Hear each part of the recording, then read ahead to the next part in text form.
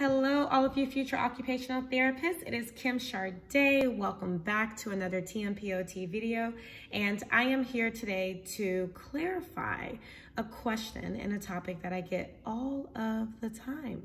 What is the difference between intrinsic and extrinsic extensor tightness?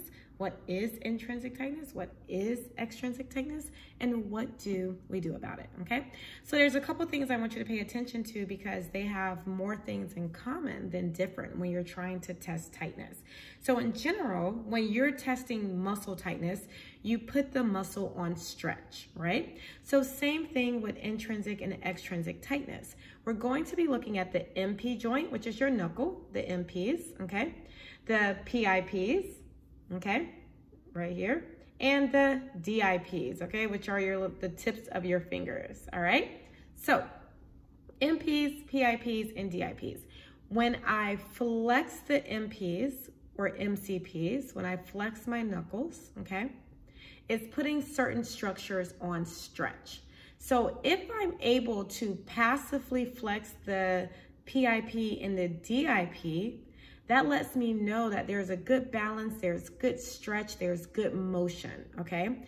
But if I were to flex the MPs, okay, and I could not passively flex my DIPs or my PIPs, that lets me know that something is so tight, it's restricting movement. Keep that in mind. Also, when I hyperextend my knuckles or my MPs or MCPs, when I hyperextend, right, it's putting certain things on stretch, right? If I'm able, and I can't, it's hard to do it myself, but if I'm able to passively flex the PIPs and the DIPs while my MPs are hyperextended, that lets me know that there's good motion, right? There's a good balance, there's no restrictions. But if I hyperextended a client's MCPs and I was not able to flex the PIPs or the DIPs, there's some restriction, there's some tightness, okay? So let's talk about which is which. I have a little model here for us to help us out, all right? So we have a red rubber band on the volar aspect of the model's hand, okay? This is the palm of the hand. This is their right hand, here's their thumb, okay? All of their digits, right? This is the palm of the hand. So this rubber band is going to represent the intrinsic muscles of the hand. Now notice the intrinsic muscles originate, okay, in the forearm, and they go all the way across the palm of the hand and up into the fingertips. Now, this is not exact. I am not a hand therapist, but this is just to help simplify. I am probably simplifying this so much that any hand therapist would probably think I'm crazy, okay? But we're gonna get our points on the exam. So this is the intrinsic muscles, which are responsible for flexing the hand, all right? Now notice how the rubber band is very loose, okay? It's very slack because the intrinsic muscles are not on stretch. Remember, in order to test tightness, you have to put this muscle on stretch. So how do we make this rubber band tight? How do we stretch it, right? Flexion obviously is not helping us. So in order to test intrinsic muscle tightness, you need to put the wrist or the MCPs into extension. And let me show you. Notice how as I move from flexion to neutral to extension, what's happening? The rubber band is tight. So I already know that I'm stretching the intrinsic structures of the hand because the rubber band is getting tighter. But let's keep going. So my wrist is an extension, it's giving me a nice stretch. I'm also going to place the MCP into hyperextension, right? Remember, we talked about that. The MCPs need to be hyperextended in order to see if we can get the PIPs and the DIPs to passively flex.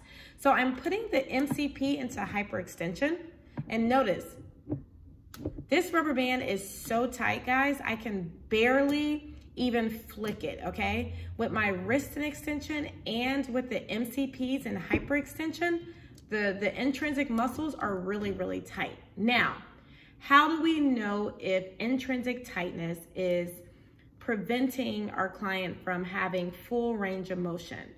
I'm going to take this tight intrinsic muscle, and now I'm going to try to flex the DIP and the PIP. I can barely flex this fake hand.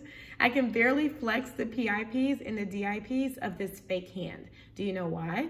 Because the intrinsic muscle is stretched so tight from the wrist being an extension and from the MCPs being in hyperextension. I can't flex. There's no more room. There's restriction. I can't flex the PIP and the DIP. That's how I know there's intrinsic tightness, okay? So let's just recap. When we're trying to test intrinsic tightness, we have to put the intrinsic structures on stretch. The intrinsic structures are responsible for flexing. So flexion is going to keep them very slack. Extension of the wrist or extension or hyperextension of the MCPs place a lot of stretch on the intrinsic muscles.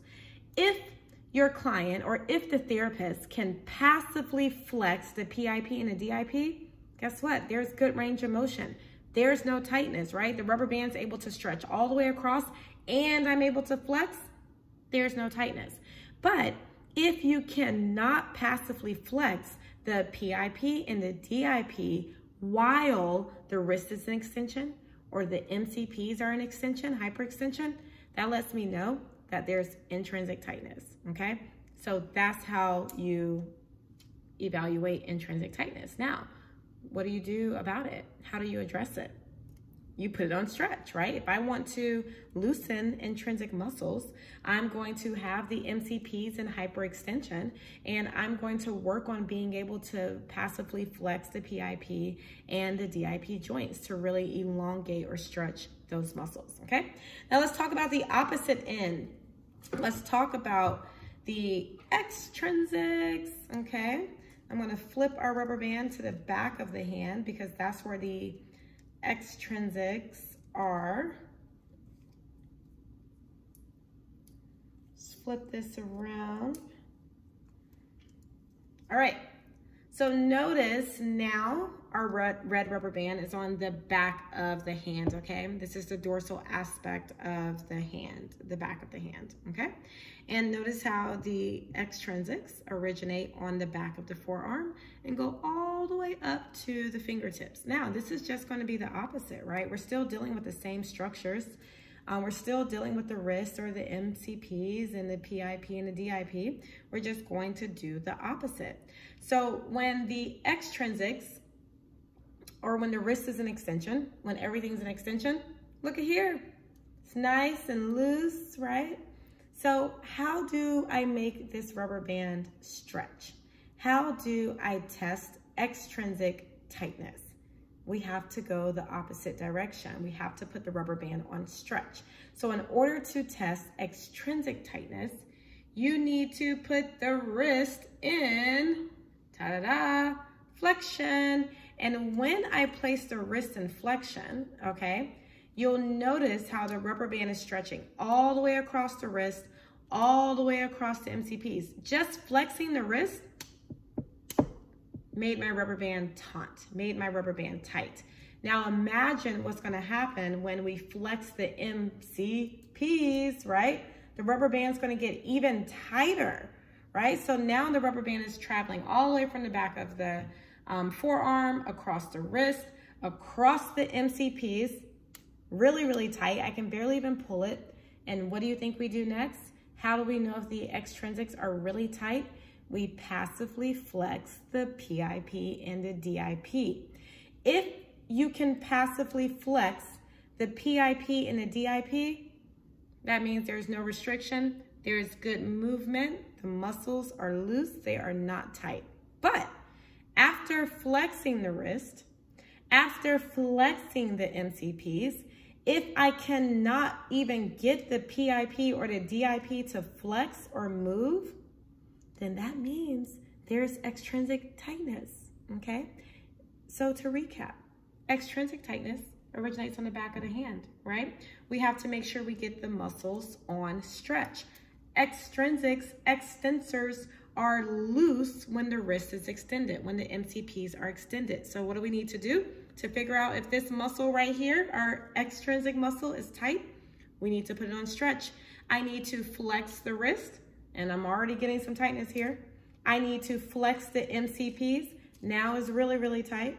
Now, while my client is flexed across the wrist, or sometimes they'll only be flexed across the MCPs, I'm going to see if we can passively flex the DIP and the PIP. If we can passively flex the DIP and the PIP, your client is all good. There's no extrinsic tightness. If we cannot flex the DIP and the PIP, right, passively, if we can't move it because the extrinsics are so tight, then we know that they have extrinsic tightness, okay? How do we work on this? Composite flexion. If your client presents with extrinsic tightness and you want to loosen up the red muscle here, the extrinsics, you need to put your client in full flexion. Flexion of the wrist, flexion of the MCPs, flexion of the PIPs and the DIPs, because that's going to stretch the rubber band, the red rubber band, the extrinsics all the way across the back of the hand, okay? And it's going to elongate them. I hope this video helped. Talk to you in the next video.